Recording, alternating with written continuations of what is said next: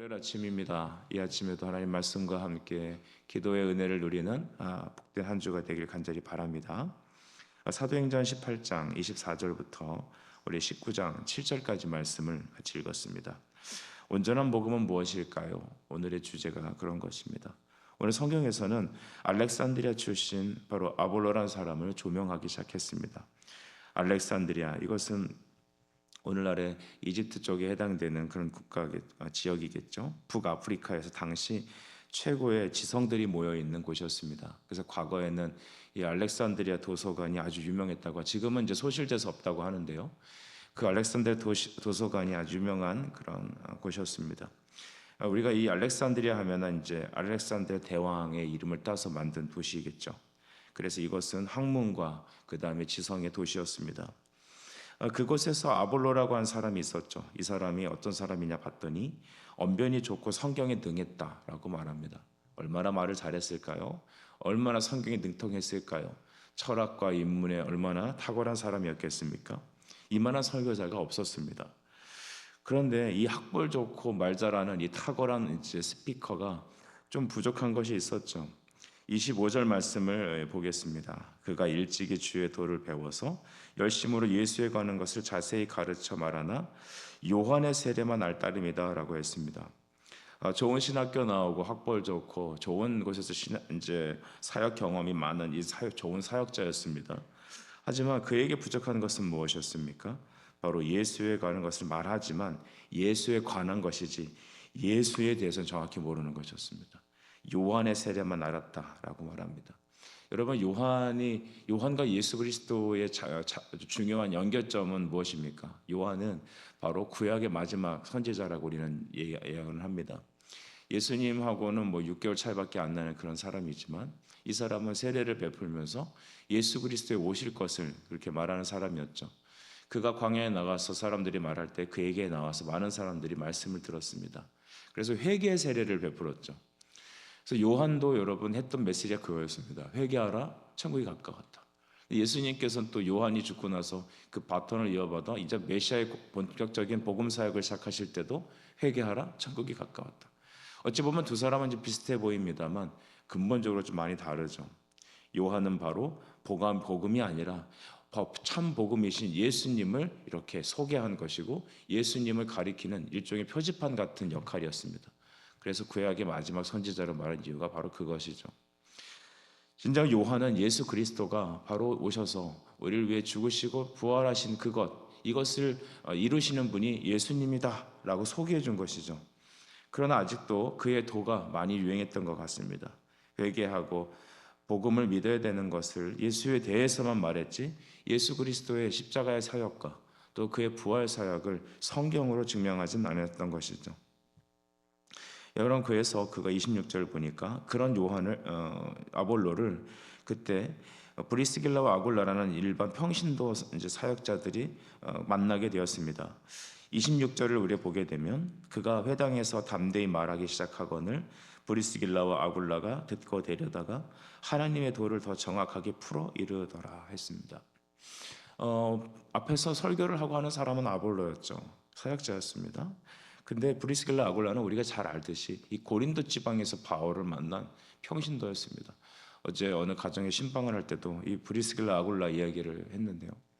이 고린도전서 18장 보면 이제 이 브리스길라 아굴라는 그 짐승의 가죽으로 텐트를 만드는 그런 사람들이었습니다. 원래 이제 로마 시민이었는데 이제 유대인이라는 이름으로 인해서 쫓겨났죠.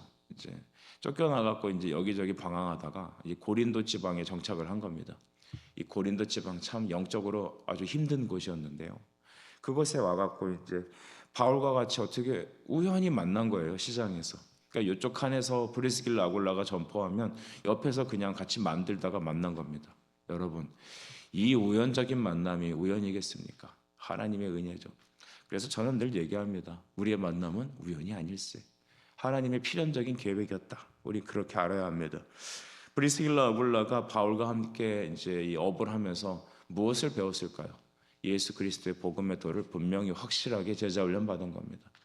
그래서 그들도 바울의 복음을 통하여서 훈련을 통하여 이제 브리스길라 아굴라는 평생 바울 이걸 쫓아다니면서 복음 사역에 동역하는 그런 평신도 동역자들이 되었습니다. 우리 교회의 남편과 아내들이 이와 같이 브리스길라 아굴라 같은 영적 동역이 계속 일어나길 간절히 바랍니다. 이 브리스길라 아굴라는 일반 평신도였음에도 불구하고 일반 이제 사역자들이 아닌 그냥 같은 성도였음에도 불구하고 바로 이 예수 그리스도의 도에 대해서 분명한 영적 지식을 갖고 있었죠. 근데 공중에서 대놓고 아이 아볼로 선생 자네는 그러고도 설교를 하나? 라고 이렇게 하지 않았습니다. 제가 과거에 그 신학교 채플에서 이렇게 앉아 있는데 어느 그 시골에 이제 지방의 어느 한 노회장 출신 목사님이 오셔서 설교를 하셨는데 이 설교를 약간 좀 잘못하셨어요. 그 인본주의적으로 설교를 하니까 그래도 그냥 뭐 보통 어른들이 그렇게 설교하시죠. 근데 갑자기 새파란 신학교 이제 1학년인가 2학년인가 잘 모르겠어요. 근데 이 학문에 열심인 이 신학생 학도가 갑자기 설교 중에 벌떡 일어나갖고 소리 지르는 거예요. 그래서 깜짝 놀랐어요. 하는 소리가 내려가시오. 그랬던 겁니다. 이건 리얼입니다. 아이고 그래갖고 완전 예배당이 뒤집어졌어요. 그래서 그 사람은 이제 의협심이 강했겠죠. 그걸 말씀이라고 전함이하고 뭐 이렇게 틀렸지 않냐 이렇게 또 하는 거죠. 그러니까 또 이 노회장 목사님 얼굴이 부럭부럭 해갖고 젊은 학도가 뭐 어떤 애 아주 그냥 예배당이 난리가 났습니다. 여러분 우리가 근데 이제 보통 예배 중에서 이러진 않죠. 이제 뒤에서 얘기하자. 야 오늘 목사님 뭐 틀리지 않았냐? 야 본문이 틀렸더라. 야 오늘 말을 왜 그렇게 하냐? 그러니까 어느 교회에서 저도 이제 예배를 드리고 식당에 갔는데 이제 집에 그 교회 근처 식당에 가게 되면 이제 그날 설교한 걸 갖다 이제 품평회를 합니다. 야 도대체 왜 목사님은 정치 얘기를 하냐? 그러면 안 되는 거 아니냐? 뭐 하면서 이제 다 그 교인들인데 설교 얘기를 하는 거죠. 여러분 우리 설교에 대해서는 그렇게 받으면 어떨까 싶습니다. 첫째, 그 베레아 사람들처럼 간절한 마음으로 준비된 마음으로 받읍시다. 둘째, 과연 그것이 그러한가라고 해서 성경을 참고합시다. 내 자신이 내 생각이 어떻다 저떻다 말을 쉽게 할 수는 있죠. 그러나 그게 결코 하나님의 교회에 유익이 되지 않습니다. 그리고 만약에 설교에 진짜 신학적인 문제와 오류가 있다면 그것은 교회 공동체에서 여러분 목사님에게 정중하게 컴플레인을 걸어야 합니다. 아까 그 신학생처럼 일어나갖고 들렸지 않소 내려오시오 그러면 안 됩니다. 그러면 안 되고 여러분 서로 덕을 세워야죠. 이단적인 어떤 그런 선교가 아니고서는 우리는 정중히 권유하여 또한 그분도 그 말씀을 듣고 회개하고 다시 말씀을 연구하여 하나님의 교회를 함께 세워야 합니다. 저는 브리스길라 아굴라가 하나님을 사랑하는 사람 믿습니다. 예수 그리스도의 복음을 바로 믿은 사람은 지식적으로 그것을 재판하기보다는 하나님의 교회 덕을 세우기 위하여 성도들을 온전케 하기 위하여 서로 이 복음을 온전히 세우는 일에 합력하는 겁니다. 그래서 성도도 복음을 잘 깨달아야 합니다. 성도도 여러분 말씀의 지식이라는 지식적인 어떤 그런 어떤 목표점보다 성경을 통하여 예수 그리스도를 잘 아는 영적인 시각을 가져야 합니다. 우리는 아볼로를 봐서도 참 은혜가 되죠. 브리스길라 아굴라 자네 신학교 나왔나 이렇게 따지지 않고 그 하나님의 도, 말씀의 도를 바로 깨달을 수 있도록 받아들이는 수용하는 자세가 있습니다. 저는 기도합니다. 제가 늘 배우고 깨닫고 잘못된 것을 교정하고 평생 하나님의 진리의 도를 배우며 공부하기를 원합니다. 여러분도 그 지식의 도에 하나님의 말씀을 그냥 지식적으로 깨닫는 것이 아니라 영적 지식, 바로 복음을 바로 아는 그런 영적인 시각을 배우쳐서 우리 모든 성도님들과 또 이 목회자인 제가 함께 주님의 교회를 아름답게 세워야 가야 됩니다. 교회가 서고 무너지는 것의 가장 중요한 분기점은 복음이 서냐 무너지냐에 있습니다. 복음 떠나면 예수 그리스도의 진리에서 떠나게 되면 우리는 여러분 껍데기밖에 남지 않는 겁니다. 전통 남고 세속적인 거 남고 다 그런 거죠. 오늘 아굴라는 성숙된 마음으로 이 성도들의 가르침에 순종하였습니다. 그리고 또한 이 목회자였던 아볼로도 스피커였던 아볼로도 그들의 말씀을 수용하는데 이르게 되었습니다. 우리 골로새서 1장 28절 말씀 제가 참 사랑하는 말씀인데요. 우리가 그를 전파하여 각 사람을 권하고 모든 지혜로 각 사람을 가르침은 그리스도 안에서 완전한 자로 세우려 함이다라고 했습니다. 성도들이 그렇습니다. 목회자도 그렇습니다. 배우고 가르쳐야 합니다. 가르치며 배워야 합니다. 이런 아름다운 역사가 일어나는 곳 우리 교회 되길 바랍니다. 27절 말씀 이후는 여러분 이제 아볼로가 아가야 쪽으로 내려가 사역한 것을 설교하고 있죠. 27절 보니 아볼로가 아가야로 건너가고자 하므로 형제들이 그를 격려했다고 하고 편지를 썼습니다.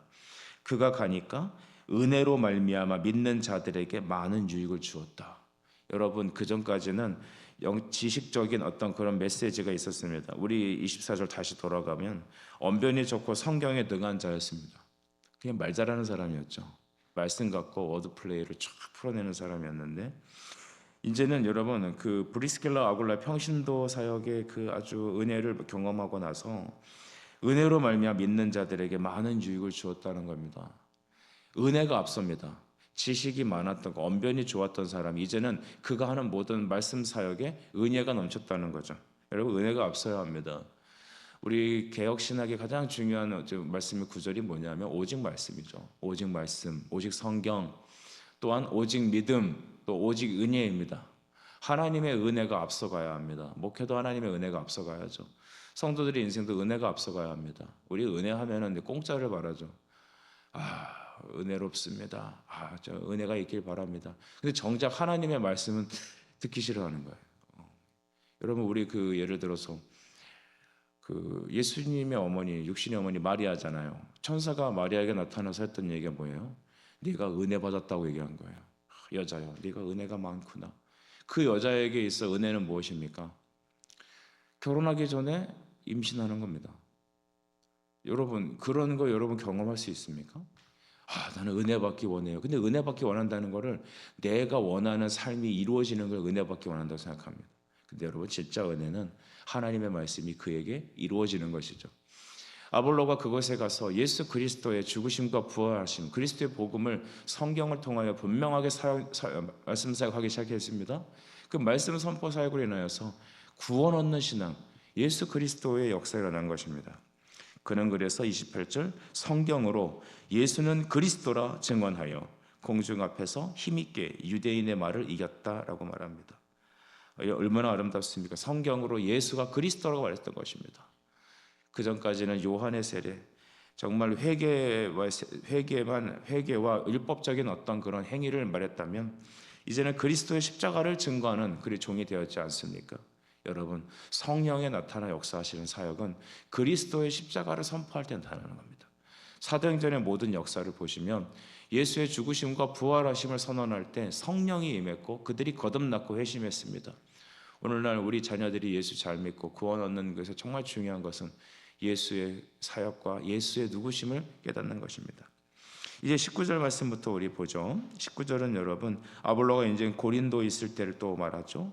그 바울이 윗지방으로 고린도 위쪽으로 다녀와 에베소의 어떤 제자들을 만났다고 하는데 아볼로가 그에게 이렇게 말했습니다. 야 너희가 성령을 받았냐? 이렇게 말했죠. 2절에.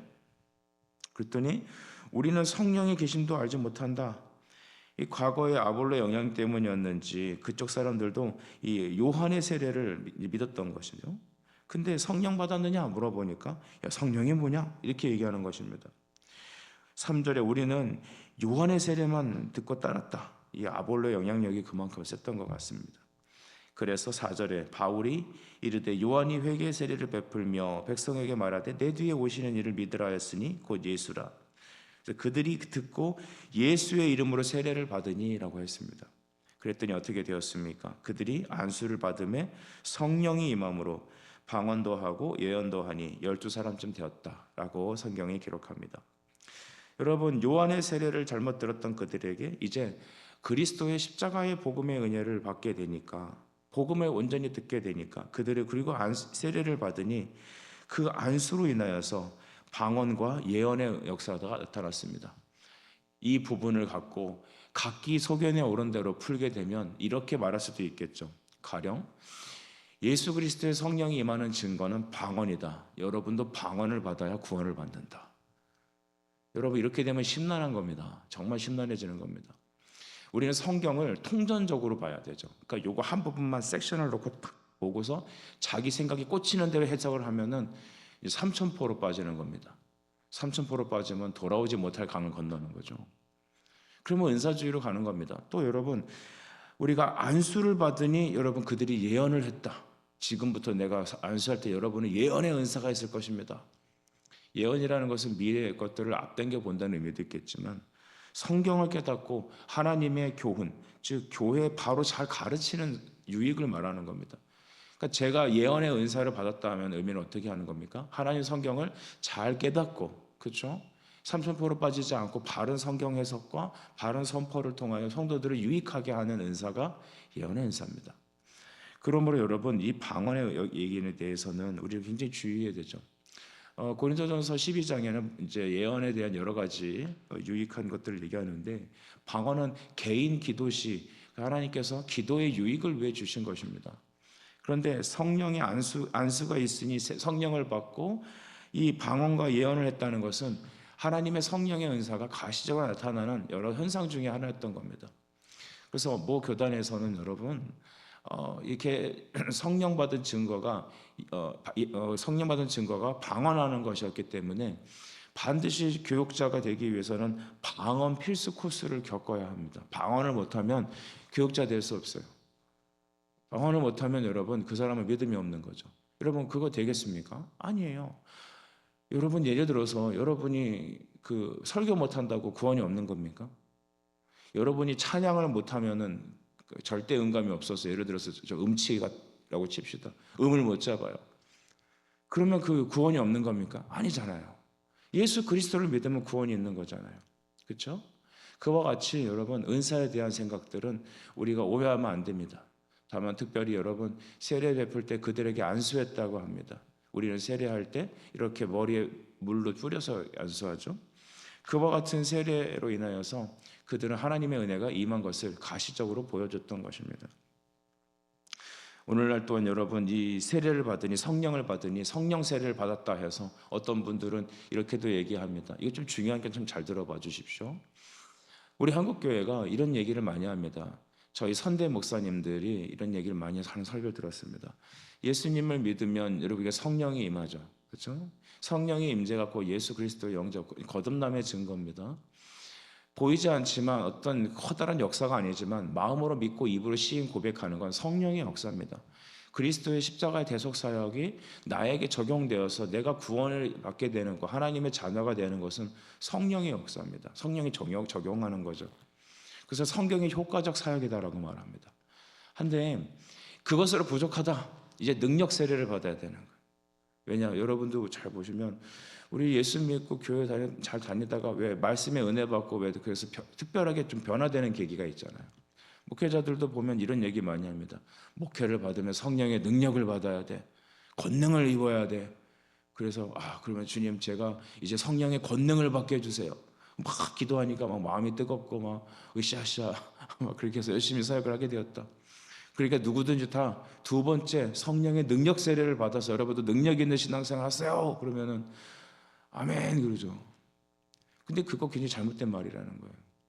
우리 개혁신앙에서 말하는 성령은 두 번째 능력 세례를 받는 게 아닙니다. 마틴 로이드 존스 목사라는 분은 이것을 성령 세례를 받아야 된다라고 주장하여서 그 영향을 받은 한국교회 목사님들이 많은 그런 영향의 주장을 합니다. 근데 왜 이것이 잘못되었습니까? 성령은 우리 안에 들어오면 두 번째 능력으로 임하는 세례가 아니에요. 그러면 성령은 부족하겠네요. 그리스도의 십자가의 사역이 부족한 거잖아요. 성령이 약간 애기 성령이 왔기 때문에 이제 어른 성령이 와야 되는 거죠. 제 말이 너무 비약했나요? 맞잖아요. 비리비리한 성령이 오셨기 때문에 더 강력한 슈퍼 파워업이 들어와야 되는 거잖아요. 그거는 성경을 잘못 이해하는 겁니다. 무속적인 겁니다. 우린 그렇게 예수 믿지 않습니다. 우리가 말씀의 은혜를 받아서 성령이 충만히 역사한 겁니다. 그럼 이렇게 해야 되겠네요. 여러분이 처음에 신락 같은 믿음을 받았으니까 이제 강력한 믿음을 받아야 되잖아요. 날마다 믿음을 키워야 되잖아요. 그죠? 여러분 지금 믿음 키우고 있습니까? 여러분, 믿음은 선물입니다. 아멘이죠? 하나님이 주신 그 믿음은 선물입니다. 믿음도 분량은 다른 거죠. 믿음이란 그릇을 주시면, 그래서 주님은 그러잖아요. 겨자씨만한 믿음도 있어도 그 믿음은 있고 그 차이지. 여러분, 그 믿음이 슈퍼 파워업이 돼야 되고 그런 게 아닙니다. 그럼 어떻게 여러분 슈퍼 파워업 하겠습니까? 새벽기도 열심히 한 20년 도 닦으면 그다음부터 믿음의 그릇이 커져갖고 이제부터는 장풍이 쏴지겠네요. 손만 딱 내면 마귀 물러가고, 이렇게 우리가 우리의 상상의 나래를 펴서 성경을 이해하면 절대 안 되는 겁니다. 믿음은 선물입니다. 하나님의 은혜입니다. 주님이 주신 것입니다. 성령은 애기 성경이 오고 그 다음에 강력 슈퍼파워 성령이 와서 우리가 그 에너지 충전을 받는 게 아닙니다. 바로 하나님을 믿는 믿음으로 성령이 오시면 말씀의 충만이, 성령의 충만이요, 결단심하는 믿음에도 하나님은 그 사람을 말씀의 능력으로, 하나님의 역사로 일하시는 것입니다. 여러분, 오늘 그 고린도 지방에 있었던 사람들이 성령을 모르고 요한의 세례만을 놓고 있었습니다. 왜 요한의 세례만 있었습니까? 왜 그들의 삶에 능력이 일하지 않습니까? 왜 그들의 삶 속에 구원 얻는 신앙이 없었습니까? 예수의 십자가의 복음이 바로 선언되지 않았기 때문입니다.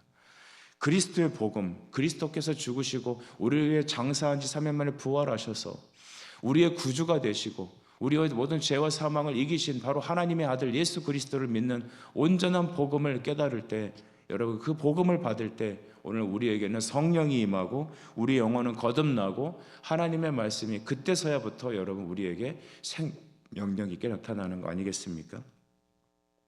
많은 분들이 교회를 선택하고 신앙생활을 하면서 이 모습 저 모습으로 많이 살아갑니다. 한국 교회는 등치는 커졌는데 속을 들여다보니 어쩌면 요한의 세례도 아닌 이상한 세례를 받은 사람들이 많이 있습니다. 은사주의인 교회, 문화적인 교회, 또한 여러분 신사도적인 어떤 그런 생각을 따라가는 사람들, 각기 소견에 오른 대로 춘추 전국시대, 영적 춘추 전국시대를 살아가는 시대가 바로 이때인 것 같습니다. 그러니 복음의 능력을 잃어버리는 겁니다. 여러분, 저는 제가 복음이라고 얘기하지 않습니다. 우리는 예수 그리스도의 복음을 따라가는 사람들이어야 합니다. 여러분의 우리 성도님들도 그렇습니다.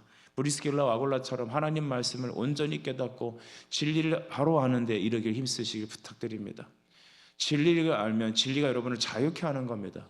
죄에서 풀어주시고 성령의 능력은 오늘 우리에게 임하십니다. 성령 임재의 역사는 그리스도의 십자가의 선포에 있습니다.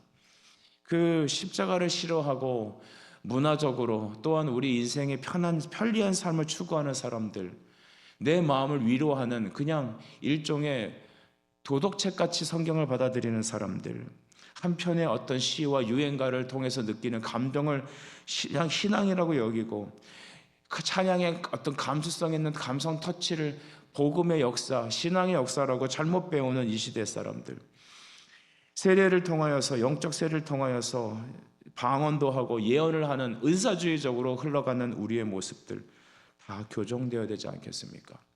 그래, 송 목사 당신은 잘났네, 이렇게 말하지 말고 오늘 우리가 예수님이 누구시고 그가 우리를 위해 무슨 일을 하셨는지 그것을 여러분 주목하여 바른 말씀을 듣고 진리에 이를 때 성령은 우리의 영을 여시고 우리 마음을 여시고 우리 안에 오셔서 여러분 우리로 하여금 하나님의 일을 감당케 하시고 또 우리로 브리스길라 아울러 같은 사람들이 되어서 우리를 만나는 그 사람들이 예수를 바로 알고 천국에 이르게 하지 않겠습니까? 이 하나님의 나라를 이루는데 오늘 저와 여러분이 믿음의 순종이 있길 간절히 바랍니다. 주여, 이 아침에도 우리에게 진리를 가르치셔서 예수께서 그리스도이심을 밝히 알고 증거하는 하나님의 종들 되게 하여 주옵소서. 기도하겠습니다. 하나님 은혜 감사합니다. 주께서 오늘 아볼로 한 사람을 통하여 놀라운 복음의 역사를 이뤘던 것을 바라봅니다. 우리 브리스길라 아굴라처럼 하나님 아버지 우리 성도님들이 그리스도 예수를 바로 알아 진리의 도에 이르게 하여 주시고 또한 생명의 주 예수 그리스도께서 부으시는 성령의 능력으로 사역하게 하여 주옵소서. 예수님의 이름으로 기도드립니다. 아멘.